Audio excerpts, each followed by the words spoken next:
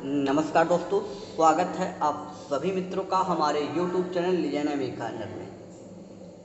समय हो रहा है सुबह के 9 और आप जुड़ चुके हैं रमेश चंद्र के साथ लाइव। आज की वीडियो में हम आपसे जिस बिंदुओं पे हमारी बात होगी वो होगी आधुनिक इतिहास में ब्रिटिश साम्राज्य के विस्तार की नीतियों पर बात चल रही थी। और इस विस्तार की नीतियों के बाद हमने कुछ अन्य ऐसी विशेष नीतियों की बात की थी, कुछ ऐसी ट्रीटी की बात की थी, कुछ ऐसी संधियों की बात की थी जो ब्रिटिशर लेकर आए थे और इन्हीं पे हमारी आपसे चर्चा हो रही थी। तो अब तक हमने जो आपसे चर्चा की थी वो 3 प्रमुख नीतियों पे इसके पहले वाले वीडियो में हमने आपसे बात की थी। वो था कौन?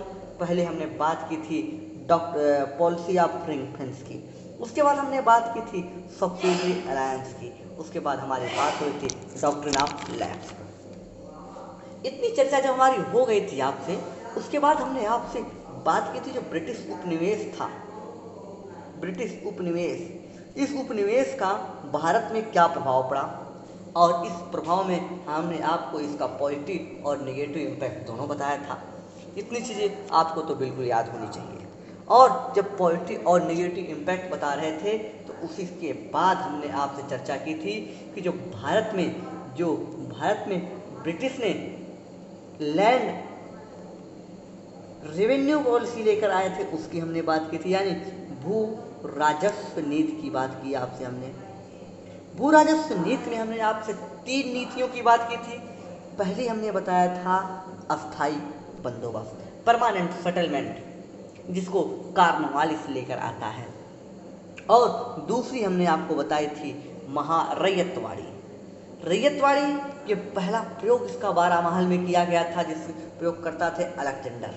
और इसके बाद तीसरा मैंने आपको बताया था वो था महालवाड़ी। ये 3 लैंड रेवेन्यू पॉलिसी हमने आपसे बात की थी। और इसके बाद हमारा आपके जो चर्चा होगी वो होगी जो ब्रिटिश उपनिवेश था उसका आर्थिक प्रभाव भारत पर क्या पड़ा, यानी भारत में जो उसने आर्थिक, जो भारत के लोगों ने जिन आरोप लगाया कि क्या प्रभाव क्या हुआ, कि अगर आप देखेंगे जो इकोनॉमिक सेक्टर था वहाँ पर इसके प्रभाव की अगर हम बात करेंगे तो सबसे पहले हमारी आपसे जिस बिंदु पे चर्चा होगी वो होगी कृषि की वाणिज्यीकरण पर। एक महत्वपूर्ण आरोप उन पर लगाया जाता है कि उन्होंने कृषि का वाणिज्यीकरण किया। और जब अंग्रेजों ने भारत में कृषि का वाणिज्यीकरण करते हैं तो आपको यहाँ से जो चीज़ समझनी होगी, जो आपके एग्जाम के लिए महत्वपूर्ण होगा, उसमें 3 चीज़ें हो सकती हैं। पहला कि वाणिज्यीकरण होता क्या है कृषि का। दूसरा महत्वपूर्ण प्रश्न यहाँ से हो सकता है कि इसका कारण क्या था। और तीसरी जो बात होगी वो ये होगा कि इसका प्रभाव क्या पड़ा। इसका प्रभाव 2 संदर्भों में आपको जानना महत्वपूर्ण होगा, एक पॉजिटिव इम्पैक्ट और एक नेगेटिव इम्पैक्ट। यानी आपको ये समझना होगा कि एक, और तो इसके साथ ये भी कि एक भारत पर क्या प्रभाव पड़ा और क्या प्रभाव ब्रिटेन पर पड़ा। इतनी चीज़ें हम कृषि के वाणिज्यीकरण में आज देखेंगे। उसके बाद जिस बड़े बहुत ही बेहतरीन, बहुत ही महत्वपूर्ण टॉपिक पे बात करेंगे वो होगी ड्रेन ऑफ वेल्थ की। इससे तो सब लोग परिचित होंगे।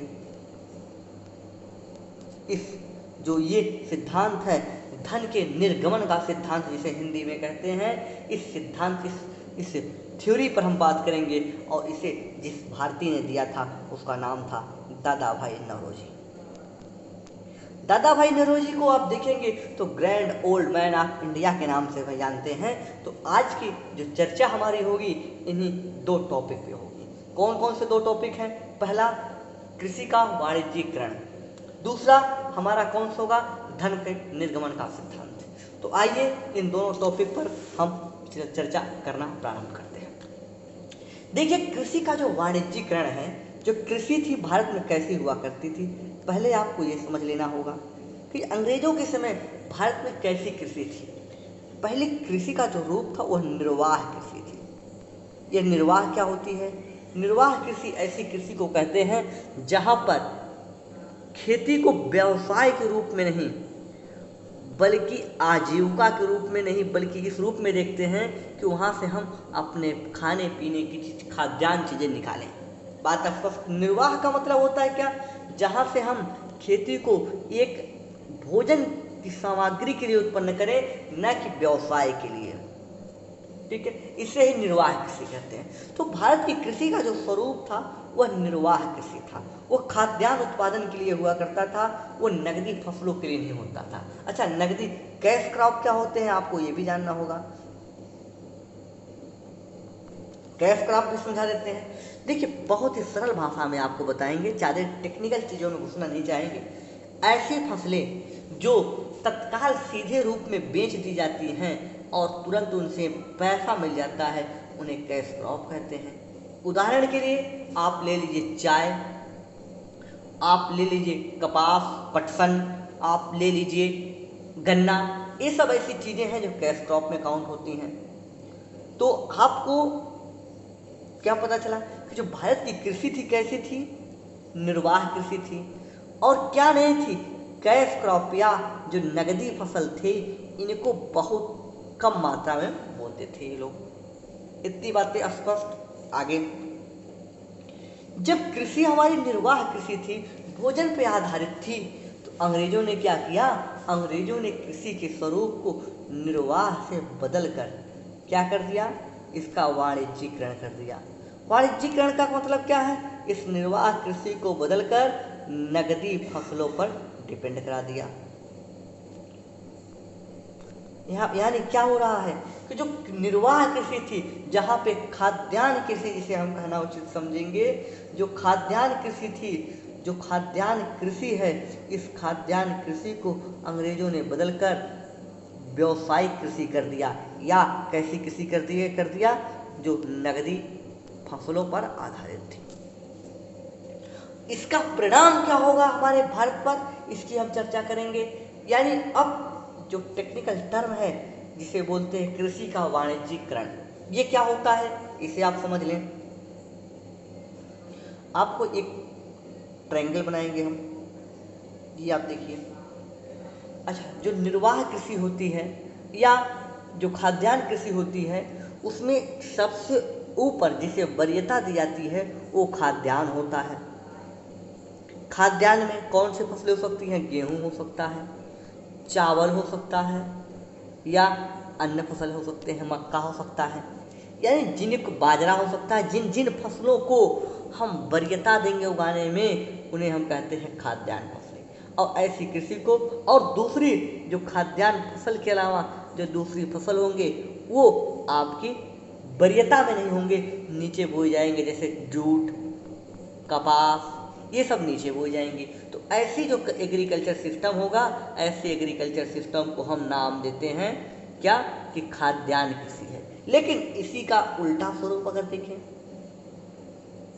इसी का स्वरूप अगर बदल जाए, कैसा हो जाए कि ये जो कृषि है, इस कृषि में सबसे ऊपर आ जाए नगदी क्रॉप, नगदी फसल, और यहाँ आ जाए खाद्यान्न। यानी जब कृषि के पैटर्न में, कृषि के प्रारूप में नगदी फसलों को वरीयता दिया जाने लगे और खाद्यान्न फसलों को तुच्छ या इनकी वरीयता कम होने लगे, तो ऐसे कृषि के सिस्टम को कहते हैं, या ऐसे परिवर्तन को कृषि का वाणिज्यीकरण कहते हैं। यानी अब दूसरी चीज अगर दूसरी भाषा में फिर कहें कि यानी जो कृषि है, जो कृषि है, ये बाजार की मांग के अनुसार चीजें उत्पन्न करने लगे। कि जो बाजार में डिमांड हो, कैसी? नगदी फसलों को लेकर। यानी जो बाजार की मांग के अनुसार जो व्यावसायिक कृषि में बदल जाए जब कृषि आपकी, तो उसे कहते हैं कृषि का वाणिज्यीकरण। अब कृषि के वाणिज्यीकरण की शाब्दिक परिभाषा देखें क्या होती है। बाजार के लिए नगदी फसल का उत्पादन करना, किसके लिए? मार्केट के लिए। तथा दूसरी चीज और जोड़ेंगे, मार्केट के लिए फसलों का उत्पादन करना, तथा जो खाद्यान्न फसल है, इन पे नगदी फसल को वरीयता देना ही क्या है? कृषि का वाणिज्यीकरण है। एकदम स्पष्ट होना चाहिए इसकी डिफिनीशन। यहाँ से घुमा के प्रश्न आपको आ सकते हैं। फिर से देखें, बाजार की मांग के अनुसार फसलों को उत्पादित करने के साथ साथ खाद्यान्न फसलों पर उन नकदी फसलों को वरीयता देना कृषि का वाणिज्यिकरण है। और यही काम अंग्रेज कर रहे थे। क्यों कर रहे थे? क्योंकि अंग्रेज को खाद्यान्न की आवश्यकता नहीं थी। उनके पास खाद्यान्न के लिए बहुत सारी भूमि थी, लेकिन जो नकदी फसल थी वो नकदी फसल वो भारत में उगाना चाह रहे थे। क्यों? इसका भी पैटर्न आगे आपको बताएंगे। तो यहाँ तक हमें उम्मीद है कि आपको ये समझ में आ गया होगा कि कृषि का वाणिज्यिकरण किसे कहते हैं। ये बात हम उम्मीद कर रहे हैं कि आपको समझ में आ गई होगी। ओके, अब यहाँ से आगे हम बात करें तो अंग्रेज किस फसल को बढ़ावा देना चाह रहे थे? कौन सी ऐसी फसल थी जिसे अंग्रेज बढ़ावा देना चाह रहे थे? तो आप उन्हें देख लें कि एक महत्वपूर्ण फसल जो भारत में होती है, जूट। जूट आप देखेंगे तो भारत के पूर्वी क्षेत्र में बहुत मशहूर थी, वहाँ पे होती है। दूसरी है कपास। कपास कहाँ हो रही है? भारत के पश्चिमी क्षेत्रों में। चाय आप देखेंगे, चाय के लिए पूर्वोत्तर भारत वाला हिस्सा बड़ा मशहूर है। आप देखेंगे नील की खेती भारत में, उत्तर भारत में बहुत ज़्यादा हो रही थी। इन सभी जो फसल हैं, इन सभी फसलों को अंग्रेज बढ़ावा दे रहे थे। किन पर बढ़ावा दे रहे थे? चावल पर, गेहूं की तुलना में, मक्का की तुलना में, बाजरा की तुलना में। क्योंकि गेहूं, मक्का, बाजरा, चावल ये सब खाद्यान्न फसलें हैं जिन्हें खाकर आदमी पेट भर सकता है। लेकिन जो ये फसलें आपको दिख रही हैं अखाद्य, जूट, कपास, चाय, ये सब अखाद्य फसलें हैं। नील, इन्हें खाया नहीं जाता। इनका उत्पादन बाजार के मांग के अनुसार होता है, व्यवसाय के अनुसार होता है। तो अंग्रेज इन फसलों को ही बढ़ावा दे रहे थे। और जब इन फसलों को बढ़ावा दे रहे थे तो भारत में एक समस्या उत्पन्न हो रही थी। इसके साथ साथ क्या समस्या उत्पन्न हो रही थी कि खाद्यान्न का संकट बढ़ रहा था। खाद्यान्न का जो संकट उत्पन्न हो रहा था, ये एक समस्या लगातार बढ़ती जा रही थी। क्यों बढ़ रही थी? क्यों? क्योंकि भारत में एक तो भारत के जोत का आकार बहुत छोटा था और ऊपर से यहाँ पर आप नकदी फसलों को बढ़ावा दे रहे हैं। एक बात यहाँ समझनी होगी कि अंग्रेजों को जरूरत क्या थी कि भारत में नकदी फसलों को बढ़ावा दिया जाए। अच्छा, नकदी फसलों को बढ़ावा देने का कारण क्या था, इसे आप समझ लें कि पहली बात, जब नकदी फसल होगा,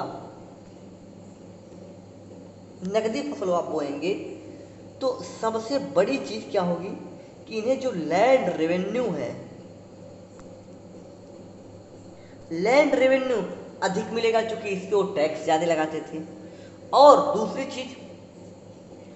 चीज क्या थी कि ये इनके व्यवसाय के अनुकूल थी। अब आपको समझना होगा कैसे अनुकूल थी, क्योंकि इसी का ये व्यापार करते थे भारत में। ये चीजें भारत निर्यातक था, जूट का, कपास का। आप देखेंगे तो इन जूट और कपास को लेके ये जाते थे कहाँ? जाते थे ब्रिटेन लेके, और ब्रिटेन से कच्चे माल को ये ले आते, वो ब्रिटेन में गिराते थे। और लंदन में आप देखेंगे, लंकाशायर में ये सब बड़ी बड़ी फैक्ट्रियाँ स्थापित होती हैं और वहाँ से तैयार माल लाकर भारत में डाल देते थे। ये काम कर रहे हैं तब के अंग्रेज। तो उनको क्या लाभ मिल रहा है कि व्यापार में दोहरा लाभ मिल रहा है। कैसे? एक तरफ से लेके जा रहे हैं जूट और दूसरी तरफ से ला रहे हैं उसी जूट की बनी हुई वस्तुएं। कपास ले जा रहे हैं, कपास के बने हुए कपड़े ला रहे हैं, तो इससे उनको दोहरा लाभ मिल रहा है। नील यहाँ से उत्पादन करा के ले जा रहे हैं और नील के उत्पादन, कपास के उत्पादन में, जूट के उत्पादन में एक बार यहाँ पर टैक्स वसूल रहे हैं और दूसरी बात, इनसे कच्चा माल लेकर आप पहुँच रहे हैं ब्रिटेन, और ब्रिटेन से दूसरा क्या काम कर रहे हैं, यहाँ से जब तैयार माल आ रहा है तो फिर भारत में लाकर इसे बेच रहे हैं, किसमें? फिर बेनिफिट लेकर। तो इस अनुसार ये अंग्रेजों को बड़ा ही अनुकूल हुआ करता था सिस्टम। तो वो चाह रहे थे भारत में खाद्यान्न कृषि ना हो। कौन सी कृषि हो? नकदी कृषि हो, यानी नकदी फसलों को बढ़ावा दिया जाए। दूसरी, पहला कारण था इनका कि जिसकी वजह से उन्होंने कृषि के व्यवसायीकरण को बढ़ावा दिया। अब दूसरे कारण को समझ लें। दूसरा कारण यह था कि ब्रिटिश के उद्योग थी, जो उद्योग हुआ करते थे, जो ब्रिटिश में स्थापित किए गए थे, इन उद्योगों को किस प्रकार कच्चे माल की पूर्ति की जाए। कच्चे माल की पूर्ति के लिए भारत एक गंतव्य बना कि ऐसा किया जाए जो कच्चा माल है कि भारत में तैयार कराया जाए, और कच्चे माल को तैयार कराकर जो हमारे यहाँ फैक्ट्री, जो बड़ी बड़ी कंपनियां ब्रिटेन में लगी हैं, इनको कच्चे माल की पूर्ति कराई जाए। तो यह दूसरी आवश्यकता हुई कि भारत में नकदी फसलों को बढ़ावा दिया जाए। अब जाने तीसरी आवश्यकता क्या थी अंग्रेजों की। तीसरी आवश्यकता ये हुई कि जो जूट हुआ करता था, जूट के स्पेशल में, इस जूट के उत्पादन को इसलिए बढ़ावा दे रहे थे क्योंकि जूट से जो वस्तुएं होती थी उसकी पैकेजिंग की जाती थी। उसकी पैकेजिंग करने में बड़ा ही महत्वपूर्ण होता था जूट, और उसमें वस्तुएं सुरक्षित होती थी। तो जूट को इसलिए और बढ़ावा दे रहे थे। और इसी बीच अंग्रेज एक त्रिकोणीय व्यापार कर रहे थे। आपको इमेज में 3 देश हाईलाइट है, इसीलिए इस इमेज को हमने उठाया है। देखिए, एक तो आपको दिख रहा है ब्रिटेन, दूसरा दिख रहा है इंडिया, और तीसरा चाइना। इन तीनों के बीच एक त्रिभुज सा व्यापार रिलेशन बनता है। कौन सा? इस तरह से। आप इस त्रिभुज को देखें। अगर इस त्रिभुज को हम सीधा कर लें, तो इस त्रिभुज को हम ऐसे कर दें तो कोई बुराई तो नहीं होनी चाहिए।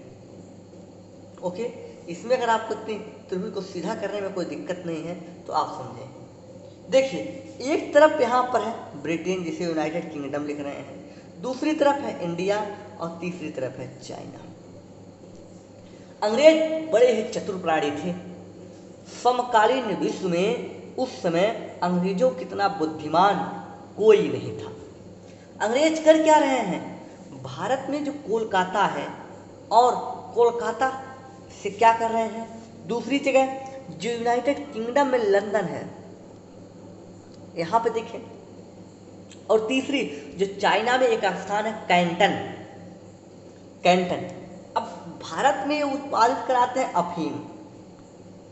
किसानों से कहते हैं कि आप अफीम का उत्पादन कीजिए, और अफीम का जब उत्पादन करेंगे तो उस पर क्या लेंगे? लैंड रेवेन्यू, पहला लाभ लेते हैं। दूसरा क्या करते हैं? जब ये अफीम का उत्पादन करेंगे तो अफीम किसान कहते हैं हमसे खरीदेगा कौन?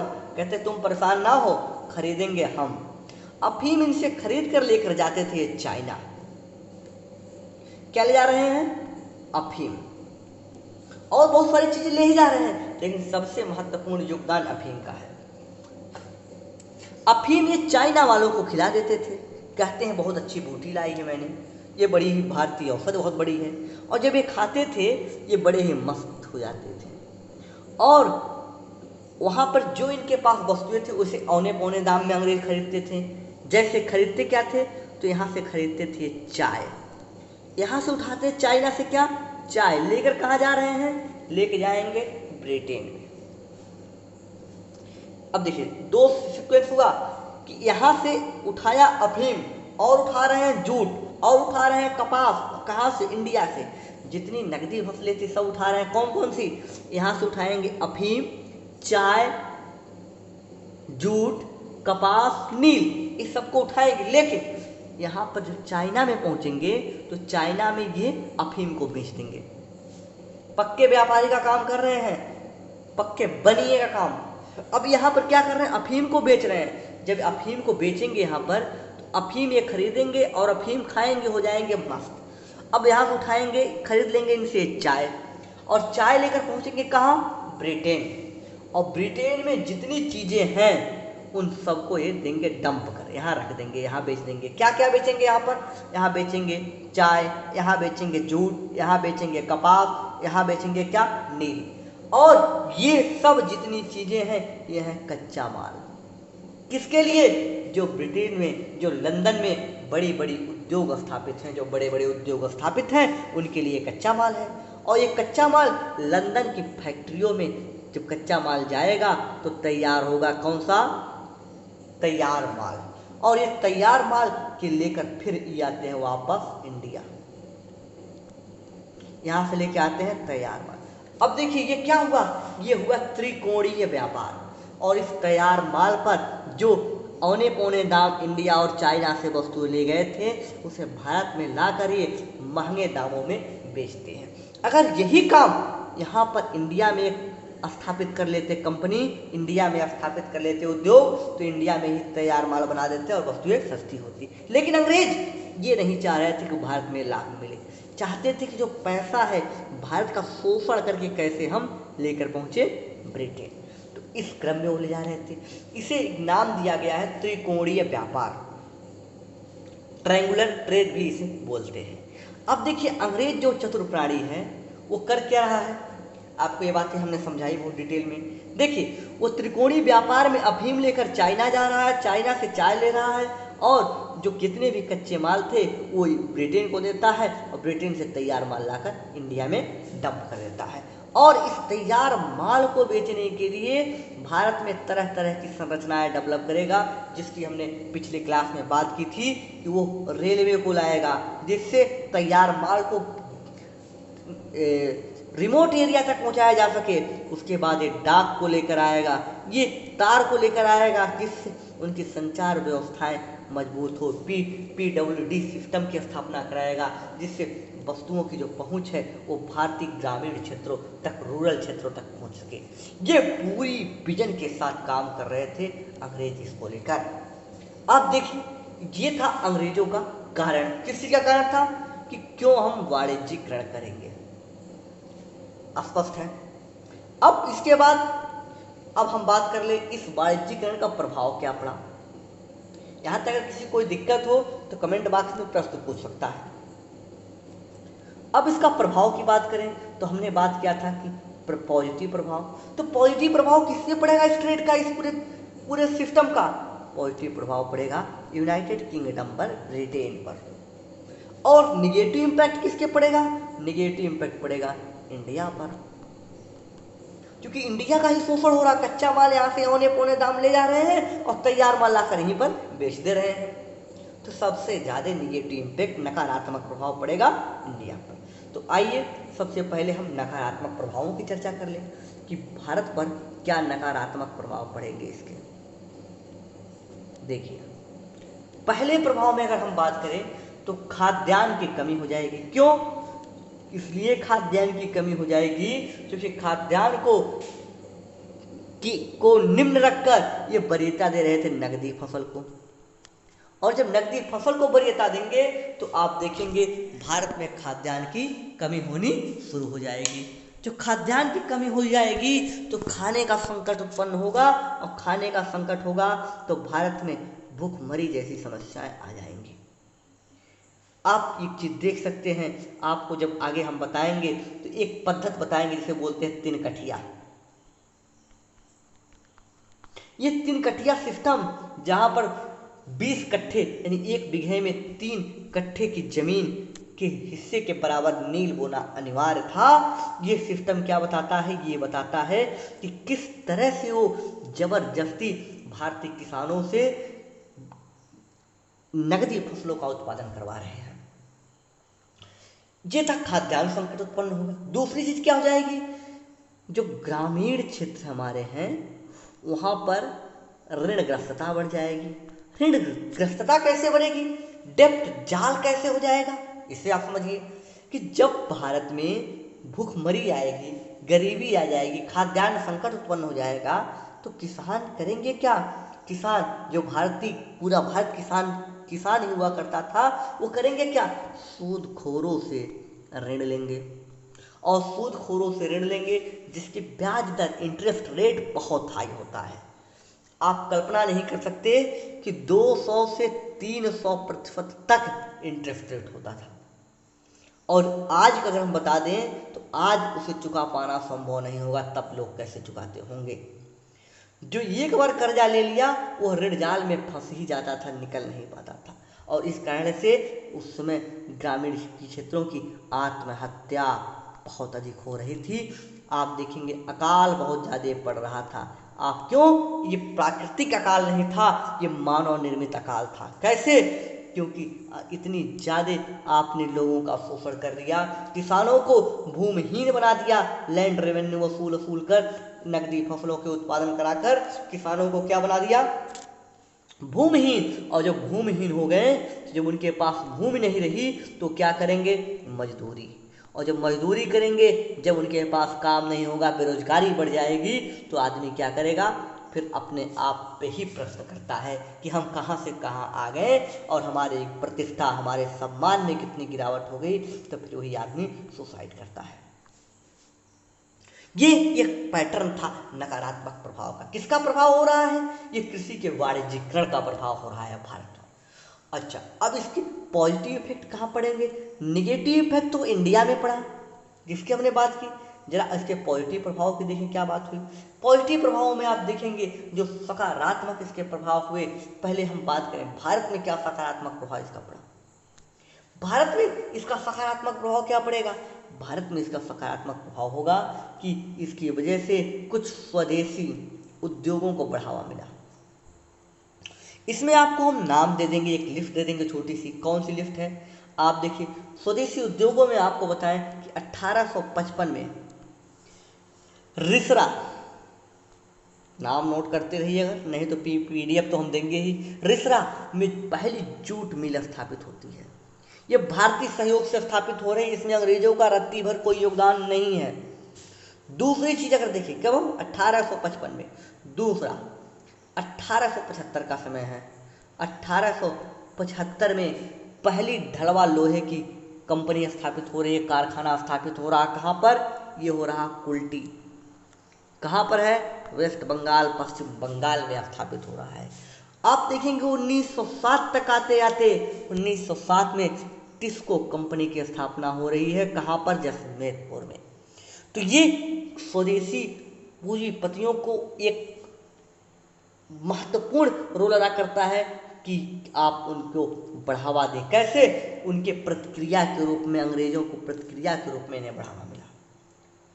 दूसरी चीज आप देखेंगे तो इनमें जो पूंजीपति थे, इनमें कुछ पूंजीपतियों का नाम आपको बता दें तो रतन टाटा महत्वपूर्ण है, डाबर जी महत्वपूर्ण है, सिंघानिया ग्रुप, ये सब उसी समय उभर रहे हैं अंग्रेजों के शासनकाल में ही, और इसे प्रतिक्रिया के रूप में उभर रहे हैं।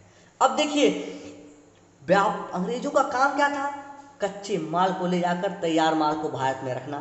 तो भारत में जब ये तैयार माल को रखेंगे, लाके पटकेंगे, तो उसके लिए उन्हें मार्केट तैयार करना होगा, और अपने ही लाभ के लिए उन्होंने बाजारों का एकीकरण कर दिया, इंटीग्रेशन कर दिया, इंटीग्रेशन। और उसी इंटीग्रेशन का लाभ आज वर्तमान में हमको मिल रहा है, और ये हमारे लिए एक पॉजिटिव इम्पैक्ट बनकर सामने आया।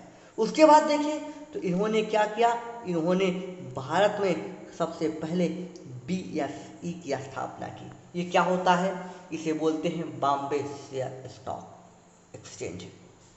बॉम्बे शेयर स्टॉक एक्सचेंज की आप देखेंगे इसकी स्थापना करते हैं, यानी ये बॉम्बे स्टॉक एक्सचेंज की स्थापना करते हैं। और बॉम्बे स्टॉक एक्सचेंज जो है ये आधुनिक शेयर एक्सचेंज है। आप देखेंगे इसकी स्थापना 1875 में अंग्रेजों ने की थी। 1875 का समय है, वही समय जिस साल कुल्टी में ढलवा लोहे का कारखाना खोला गया था।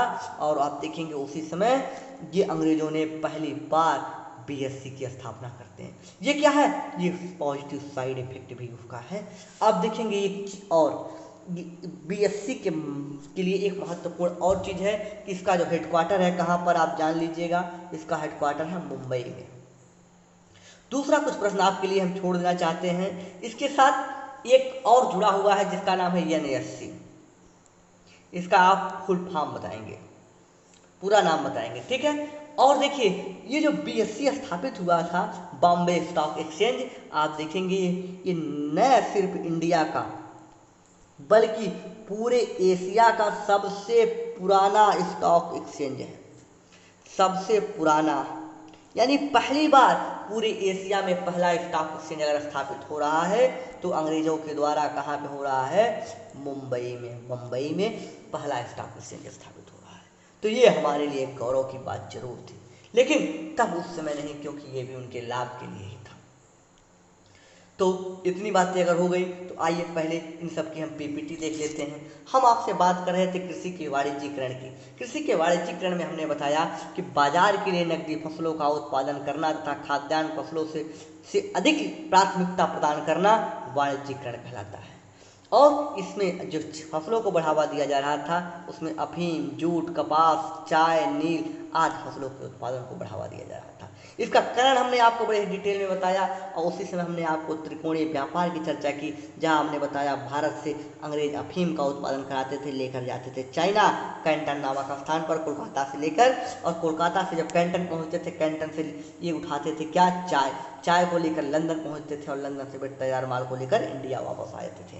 और इस राउंड ट्रिप में जो ट्रायंगल सिस्टम में था, इसे आप देखेंगे जो ये ट्रेड था इसे बोलते हैं क्या, ट्रायंगल ट्रेड। और इसमें अंग्रेजों ने खूब धन कमाया और जो धन का एक नाला बहा या जो ड्रेन हुआ, जो बहाव हुआ, वो सीधे ब्रिटेन की तरफ बहुत ज़्यादा हुआ। इसे आगे चलकर अभी हमारे भारतीय विद्वान समझेंगे और इसे एक्सप्लेन करके बताएंगे कि कैसे अंग्रेजों ने भारतों का शोषण किया, कैसे धन को लूटा है। उसके बाद अगर हम बात की, हमने आपसे बात की कि जो इसका कारण था नकदी फसलों की, इनके राजस्व के लिए बड़ा ही अनुकूल हुआ करता था कि उस पर उनके टैक्स ज़्यादा मिलता था और ब्रिटेन के उद्योगों के लिए कच्चे माल की आवश्यकता थी। ये सब चीज़ें हमने आपसे बात की। उसके बाद हमारी आपसे बात हुई थी जिसपे वो था कि इम्पैक्ट के बारे में। इम्पैक्ट को हमने नेगेटिव और पॉजिटिव इम्पैक्ट की बात की थी। निगेटिव इम्पैक्ट हमने बताया कि खाद्यान्नों की कमी हो गई थी, खाद्यान्न संकट उत्पन्न हुआ था, ग्रामीण ऋणग्रस्तता बढ़ गई थी, सूदखोरों ने किसानों का खूब शोषण किया। क्यों? क्योंकि ये ऋण जाल में फंसते चले गए और बहुत सारे किसान अपनी भूमि से पूरी तरह से ऋण जाल में फंसने के कारण उनकी भूमि उनके हाथों से सूदखोरों ने ले ली, और सूदखोरों ने ले ली तो भूमिहीन हो गए और भूमिहीन से धीरे धीरे वो एक मजदूर बन गए और मजदूरों से धीरे धीरे उनमें आत्महत्याओं की प्रवृत्ति बढ़ती चली गई। सकारात्मक प्रभाव में हमने आपसे बात की कि स्वदेशी पूंजीपतियों का उद्भव होता है, रतन टाटा, डाबर, सिंघानिया, ऐसे बहुत सारे पूंजीपतियों का उद्गम होता है इसी समय। आपको हमने एक चीज़ और बताया था कि एकीकृत मंडियों का विकास हो रहा है, इसी समय वो समय था, और BSE बॉम्बे स्टॉक एक्सचेंज की स्थापना हो रही थी। बॉम्बे स्टॉक एक्सचेंज के बारे में हमने दो महत्वपूर्ण चीज़ें आपको बताई कि ये न सिर्फ इंडिया का बल्कि एशिया का पहला स्टॉक एक्सचेंज था, और दूसरा ये 1875 में स्थापित होता है। तीसरा भी हमने आपको बताया क्या, तीसरा हमने आपको बताया कि इसका जो हेडक्वार्टर है वो कहाँ पर है, वो मुंबई में है। ये एक इंडेक्स जारी करती है, ये भी आपको ही बता देते थे कि एक इंडेक्स जारी करती, सूचकांक जारी करती है जिसका नाम है BSE, ध्यान रखिएगा, BSE सेंसेक्स, यानी BSE सेंसेक्स बोलते हैं, ये जारी करती है कौन, BSE सेंसेक्स जारी करने वाली जो संस्था है वो जारी करने वाली है BSE, बॉम्बे स्टॉक, ठीक है, एक्सचेंज। एकदम बातें स्पष्ट। अब इतनी बातें अगर स्पष्ट है तो यहाँ से हम आपसे एक नए टॉपिक पे बात करेंगे। वो कौन सा है, वो है आपके दादा भाई नौरोजी के द्वारा जो सिद्धांत दिया गया, धन निष्कासन का सिद्धांत, जिसे बोलते हैं ड्रेन ऑफ वेल्थ, यानी धन के निर्गमन का सिद्धांत। तो उस पर हमारी अब बात होगी आपसे, एकदम पूरी तरह से कमर कस लीजिए कि बहुत इम्पॉर्टेंट टॉपिक है ये, और यहाँ से आपको एक प्रश्न चाहे UPSC हो, चाहे IAS हो, चाहे BCS हो, पूछना एकदम तय है, और हर बार पूछते हैं, कोई नई बात नहीं है, ठीक है। तो एकदम तैयार रहिए और ध्यान रखिए जो टॉपिक हम आपको करवा रहे हैं यहाँ पर, वो टॉपिक काफ़ी डिटेल में करवा रहे हैं और काफ़ी एनालिसिस करके करवा रहे हैं। कोई भी हम ऐसा टॉपिक नहीं है जिसे हम बहुत ही लाइटली करवा रहे हैं, हम पूरी टॉपिक को डिटेल में करवा रहे हैं जिससे आपको कहीं और भटकना न पड़े। खास करके आपको हमने जो आपकी हिस्ट्री कवर की है, हिस्ट्री में हमने आपको एंशिएंट भी हमने डिटेल में करवाई, हमने आपको मेडुअल भी खूब डिटेल में कराई, और मॉडर्न आप देख ही रहे हैं कि हम कितने डिटेल में करवा रहे हैं। तो ये एक चीज़ों पे हमारी नज़र है, किसी चीज़ को हम छोड़ेंगे नहीं, आप बस हमारे साथ जुड़े रहिए, पूरी तरह से हम आपके लिए डेडिकेटेड है, समर्पित हैं। बस आप लोगों का सहयोग बना रहना चाहिए और थोड़ी सी आपको सब्र रखनी होगी कि हाँ, आपको बता दें कि समय हो गया है 9:36, तो थोड़ा सा आपको समय रखना होगा कि हम इस क्लास को 10 बजे तक भी ले जा सकें। एक एक घंटे की भी क्लास कर लें तो आपको वह दिक्कत ना हो, क्योंकि जो कॉन्सेप्ट होगा, कॉन्सेप्ट छोटी छोटी क्लासों में, छोटे छोटे लेक्चर में आप सोचें कि 15 मिनट 10 मिनट के लेक्चर में आपको हम कॉन्सेप्ट भी दे दें और फैक्ट भी दे दें, तो ये संभव नहीं है, क्योंकि उसमें केवल आपको फैक्ट दिए जा सकते हैं और ये दावा किया जा सकता है कि हमने कॉन्सेप्ट दे दिया है, तो ये आपके साथ नाइंसाफ़ी होगी। हम भी चाहते तो आपको इतनी चीज़ें जितनी आपको पीपीटी बताई, उस पीपीटी को दिखाकर एक बार बोलकर चले जा सकते थे, लेकिन हम नहीं चाहते कि आपके साथ कोई बेईमानी हो या नाइंसाफ़ी हो। हम चाहते हैं कि आप जो चीज़ों को बताया जाए तो आपको डिटेल में बताया जाए, जिससे आपको उन चीज़ों पे पकड़ हो सके। तो आइए आपको हम ले चलते हैं एक नए सिद्धांत पे, जिसे बोलते हैं drain of wealth. Drain of wealth में जब हम आपसे चर्चा करेंगे तो उसमें हमारा सबसे महत्वपूर्ण जो फोकस एरिया होगा कि यह सिद्धांत है क्या, और फिर उसके बाद हम बात करेंगे ये किसने दिया और इस सिद्धांत को किन लोगों ने सपोर्ट किया था, इसकी हम बात करेंगे, और उसके बाद हम बात करेंगे इसका इम्पैक्ट क्या हुआ। इन 3 चीज़ों पे हमारी इस सिद्धांत पे बात होगी, जैसा कि हमने पहले वीडियो की स्टार्टिंग में आपको बताया था। तो सबसे पहले हम बात करेंगे धन के निष्कासन का सिद्धांत, जिसे इंग्लिश में बोलते हैं drain of wealth.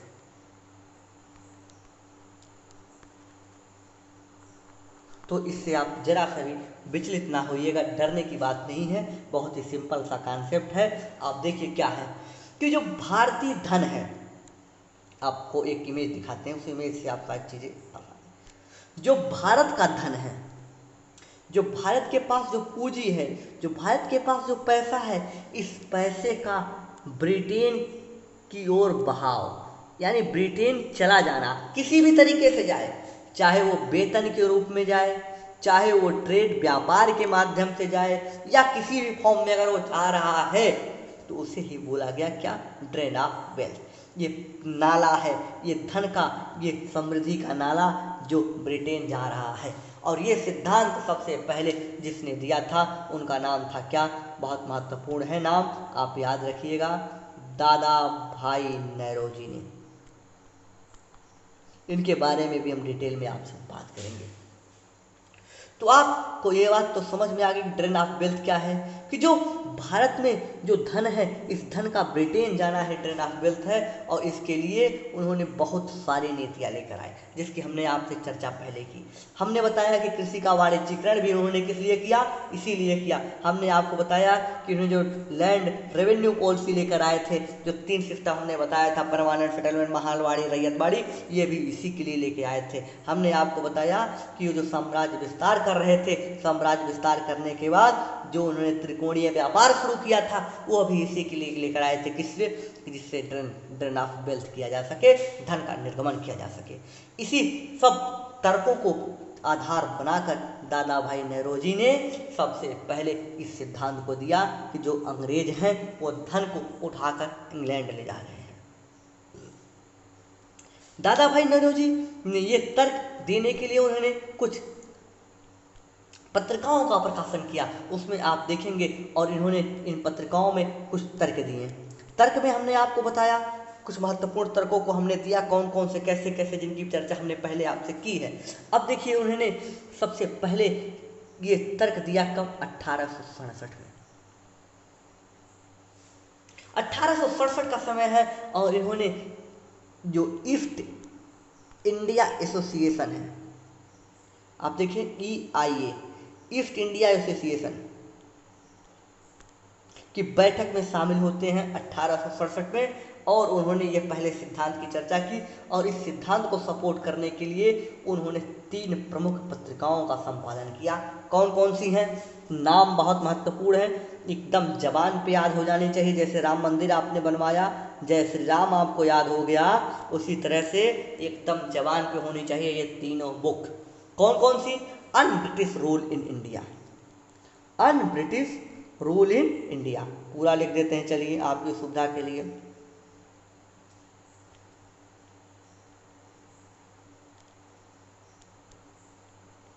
On British rule in India,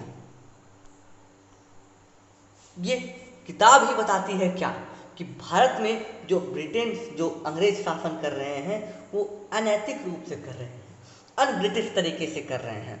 दूसरी किताब उन्होंने लिखी, दूसरी जो पत्रिका निकाली उसे लिखी poverty in India.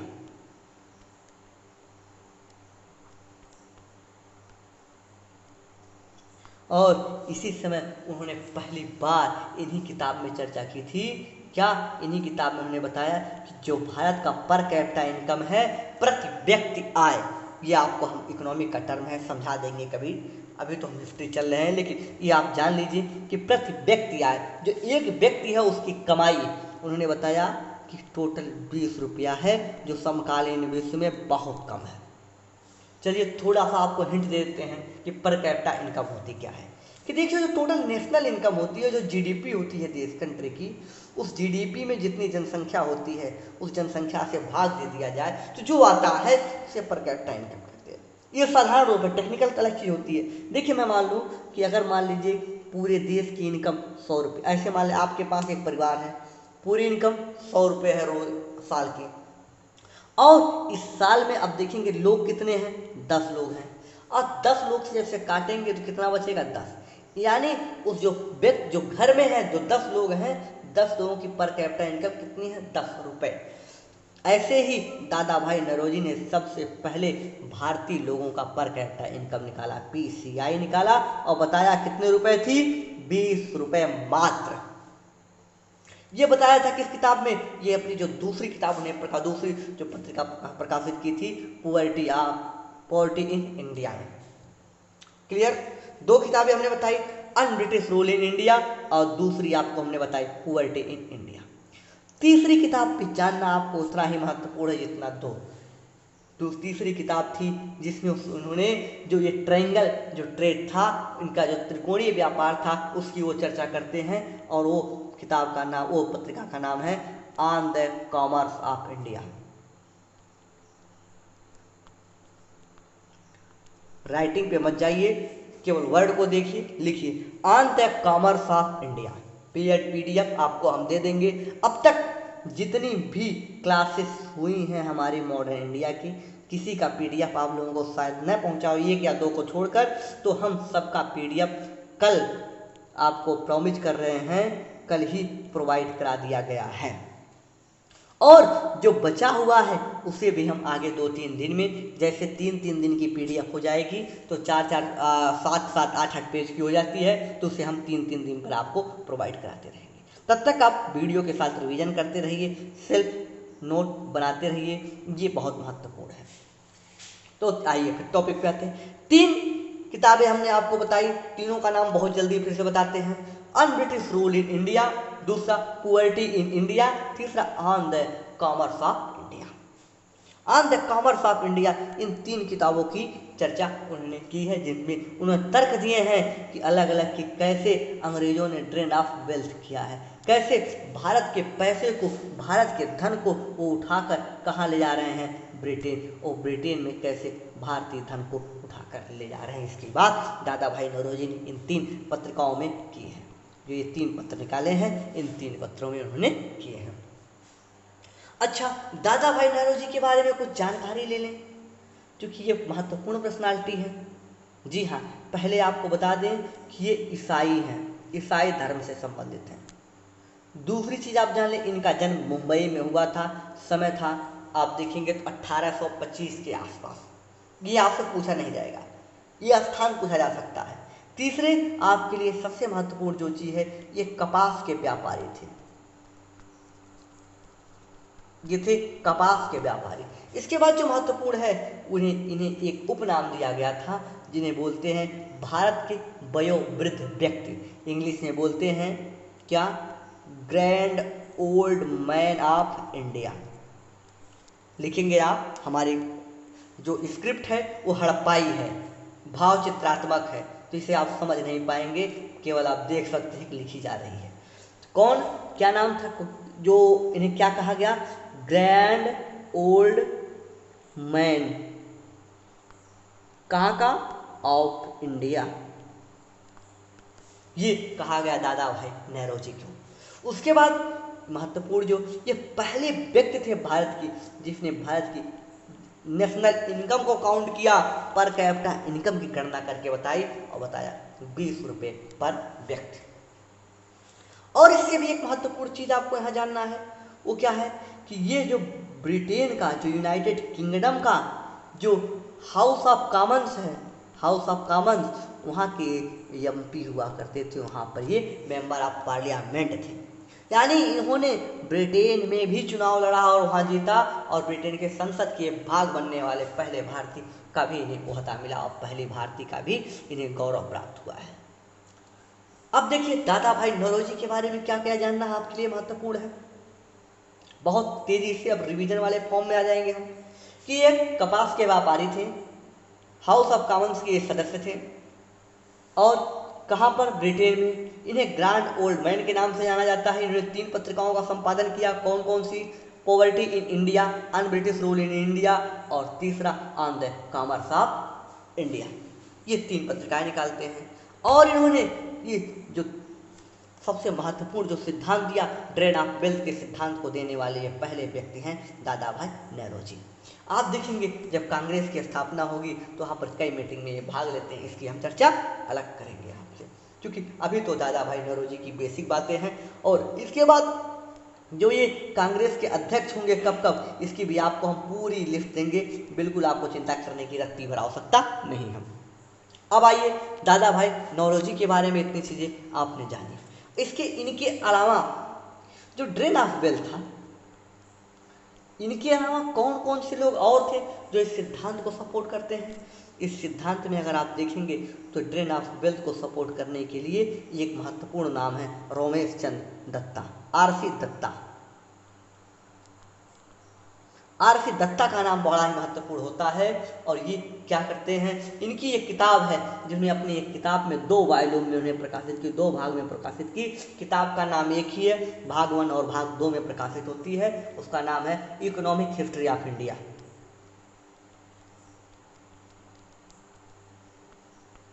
Economic history of India ये 2 भागों में आई है, पार्ट वॉल्यूम 1 एंड वॉल्यूम 2। और इसके जो प्रकाशित करता है वह है आरसी दत्ता। आरसी दत्ता ने इन 2 भागों में भी इन्होंने सपोर्ट किया किसको, दादा भाई नौरोजी की उस सिद्धांत को जिसे बोलते हैं ड्रेन ऑफ वेल्थ, धन के निर्गमन के सिद्धांत को, और कुछ नए तर्क भी गढ़कर दिए जिससे ये बात पता चल सके कि अंग्रेजों ने सच में जो धन है वो कहाँ ले जा रहे हैं, ब्रिटेन उठाकर। और तीसरा एक महत्वपूर्ण नाम और आपको जानना होगा, और ये नाम बहुत ही महत्वपूर्ण यह भी है क्योंकि ये पाप से पूछा जा चुका है, वह है महादेव राणा डे। महादेव राणा डे ने एक एस्से लिखा इंडियन इकोनॉमी पर, जिसे उसी के नाम से जाना जाता है। क्या नाम था? Essay on Indian economy, essay on Indian economy. ये जो एस्से ऑन इंडियन इकोनॉमी थी, इस पे उन्होंने जो किताब लिखी और इस पे भी उन्होंने चर्चा की कि कैसे ड्रेन ऑफ वेल्थ हो रहा है, कैसे भारत का जो धन है वो ब्रिटेन जा रहा है, इसकी भी बात उन्होंने की। तो ये 3 महत्वपूर्ण राइटर हुए जिन्होंने धन होने तो और महत्वपूर्ण हुए हैं कई, लेकिन 3 आपको जबान पर होना चाहिए। कौन कौन? दादा भाई नौरोजी पहले व्यक्ति, दूसरे कौन? आरसी दत्ता,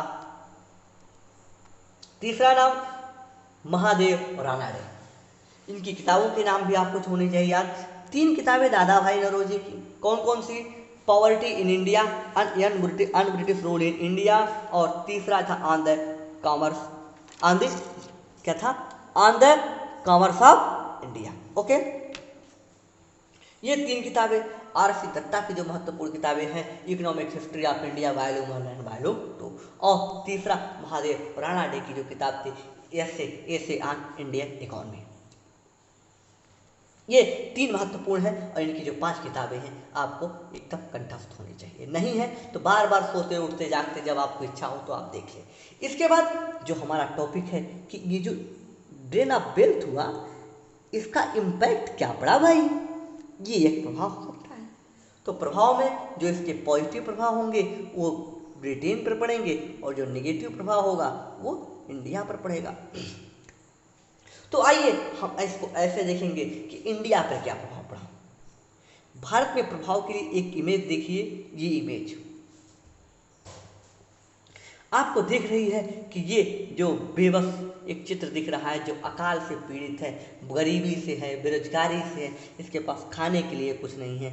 इस इमेज को आप देखें और आप समझेंगे कि इस सिद्धांत से क्या हुआ कि भारत में जो खाद्यान्न संकट था वो बढ़ा, भारत में बेरोजगारी बढ़ी, भारत में जो गरीबी थी गरीबी बढ़ी, और भारत में आप देखेंगे जिसका परिणाम हुआ कि बहुत बड़ा अकाल पड़ा। भारत में जो अकाल पड़ता है उससे लोग बेघर होते हैं, उससे लोग भुखमरी का शिकार होते हैं और बहुत बड़ी मात्रा में मृत्यु होती है ब्रिटिश काल में कई बार। आप देखेंगे कि जो जब ड्रेड ऑफ वेल्थ हो रहा है अंग्रेजों में, तो भारत में जो इन्वेस्टमेंट है कम हो जाएगा, और इन्वेस्टमेंट कम होगा तो जो फॉर्मेशन ऑफ कैपिटल है, जो कैपिटल जो पूंजी निर्माण है ये समाप्त हो जाएगी, और जब पूंजी निर्माण समाप्त होगा तो आप देखेंगे जो डेवलपमेंट ऑफ कंट्री है, जो देश का विकास है वो भी क्या हो जाएगा, वही विकास जो मोदी जी बार बार कहते हैं विकास होगा, लेकिन हो रहा है या नहीं ये तो विकास ही बताएगा, वो भी क्या हो रहा है, कम हो रहा है। उसके बाद आप देखिए इसका परिणाम क्या हो रहा है, इनका सपोर्टिंग रूप से आप देखेंगे इसका परिणाम ये हो रहा है कि हमारी भारतीय अर्थव्यवस्था पिछलग्गू हो गई है, पिछड़ी अर्थव्यवस्था हो गई है, जिसके परिणाम स्वरूप पिछलग्गू अर्थव्यवस्था होने के कारण जो भारत की जो पर कैपिटा इनकम है PCI है ये लगातार गिरती चली जाएगी। और क्या होगा, जो नेशनल इनकम है, जो नेशनल इनकम है, जो राष्ट्रीय आय है ये बहुत नीचे हो जाएगी। ये प्रभाव पड़ रहा है किस पर, भारत पर, नेगेटिव इम्पैक्ट। तो ये बात कर ले पॉजिटिव इम्पैक्ट क्या होगा, क्योंकि बहुत कम है, लिमिटेड है, चुनिंदा पॉजिटिव इम्पैक्ट है, उसकी बात कर ले। पहली बात, जब इनके शोषण का ये जरिया प्रचलित होगा तो इनके प्रतिक्रिया के रूप में क्या होगा, राष्ट्रवाद, नेशनलिज्म को बढ़ावा मिलेगा, यानी राष्ट्रवाद की एक लहर से उत्पन्न होगी। लोग जानेंगे कि हमारे हितधारक नहीं है बल्कि हमारे क्या हैं, शोषक हैं। दूसरी चीज क्या होगी, दूसरा एक महत्वपूर्ण चीज है कि जो ब्रिटिश जो कहते थे कि हम इथिकल बेस पर शासन कर रहे हैं, इथिकल कि हम लोगों को सभ्य बनाने आए हैं, हमारा दायित्व है व्हाइट मैन बर्डन के तहत, ये मनोबल उनका गिर जाएगा और इससे ये उजागर होगा भारतीय लोगों के प्रति। ओके, ये था उसका पॉजिटिव इम्पैक्ट। अब आइए ब्रिटेन पे क्या प्रभाव पड़ता है इसकी बात कर लेते हैं। हाँ, देख रहे हैं काफ़ी लोग डिस्कनेक्ट हो रहे हैं, क्यों, क्योंकि लाइव टाइम काफ़ी लंबा हो चुका है, लाइव सेशन काफ़ी लंबा चल चुका है और इस समय हो चुके हैं समय 9:54। हम समझ सकते हैं, कोई बात नहीं, थोड़ी सी सब्र रखिए, बस 2 मिनट और। अब देखिए सकारात्मक प्रभाव क्या होगा, पॉजिटिव इम्पैक्ट क्या पड़ रहा है ब्रिटेन पर। पहली बात, ब्रिटेन में इन्वेस्टमेंट बढ़ेगा, क्यों, क्योंकि अथाह पूंजी भारत से उठाकर वो कहाँ ले जाएंगे, ब्रिटेन में। वहाँ पर जो कैपिटल फॉर्मेशन है वो होगा, क्योंकि पूंजी एक्सेस ऑफ मनी हो रही है वहाँ पर, और वहाँ पर लोगों की जो पर कैपिटा इनकम है ये बढ़ेगी, वहाँ पर जो नेशनल इनकम है वो बढ़ेगी, और जो औद्योगिक क्रांति हो रही थी उसके संदर्भ में आप देखें कि जो इंडस्ट्रियल रिवोल्यूशन हो रहा है वहाँ पर वो भारतीय पैसे से ही हो रहा है, जो भारतीय पैसा वहाँ पहुँच रहा है, जिसके कारण वहाँ पर औद्योगिक क्रांति हो रही है, और आप देखेंगे जिसके परिणाम स्वरूप जो इकोनॉमी ऑफ ब्रिटेन है वो विश्व में सबसे आगे निकल रही है। ये परिणाम हो रहा है कहाँ पर, ये परिणाम पड़ रहा है ब्रिटेन पर। तो जितनी ही बातें आज के वीडियो में, आइए हम PDF देखते हैं जो PPT है। धन के निर्गमन के सिद्धांत की परिभाषा है भारतीय धन का ब्रिटेन की ओर एक तरफा प्रभाव, जिसके बदले में भारतीयों को कुछ नहीं मिला। ये था धन के निर्गमन का सिद्धांत। अब देखिए भारतीय धन के निर्गमन से सिद्धांत से जुड़े 3 लोगों को बताया हमने, दादा भाई नौरोजी, राणा डे और RC दत्ता। प्रथम व्यक्ति जिन्होंने यह सिद्धांत दिया था कि धन के निर्गमन हो रहा है वो थे दादा भाई नौरोजी, और उन्होंने सिद्ध करने के लिए पहले ईस्ट इंडिया एसोसिएशन में 1867 की बैठक में कई पत्र निकाले, और उन पत्रों में था अन British rule in India, poverty in India, on the covers of the India. यहाँ पर हमारी उस स्क्रिप्ट को आप पढ़ सकते हैं जो हम हड़प्पा स्क्रिप्ट में अब तक लिख रहे थे। सबसे पहले हमने बताया कि उन्होंने पर कैपिटा इनकम की गणना की, राष्ट्रीय आय की गणना की, दोनों की गणना अलग अलग है, दोनों की गणना उन्होंने की। उसके बाद इन्हें एक महत्वपूर्ण उपनाम से जानते हैं, देश के वयोवृद्ध, या इन्हें ग्रैंड ओल्ड मैन के नाम से जाना जाता है। ये हाउस ऑफ कॉमन्स के सदस्य थे और ये कपास के व्यापारी हुआ करते थे। इसके बाद दो प्रमुख नाम आपको हमने बताया, आर.सी. दत्ता का जिन्होंने लिखा economic history of India volume 1 and volume 2। उसके बाद जो आपको जानना था हमने बताया Mahadev Ranade essay on Indian economy लिखी। प्रभाव की हमने बात की, प्रभाव हमने आपको बताया कि ब्रिटेन पे सकारात्मक प्रभाव पड़ रहा है, यहाँ पे इन्वेस्टमेंट बढ़ेगा, पूंजी निर्माण बढ़ेगा, पर कैपिटा इनकम बढ़ेगी, नेशनल इनकम बढ़ेगी, औद्योगिक क्रांति यहाँ पर बहुत तेजी से होगी, यहाँ के भारतीय जो धन था वहाँ पे कुंजी का काम करेगा और ब्रिटेन की अर्थव्यवस्था पूरी तरह से एपेक्स लेवल पर पहुँच जाएगी।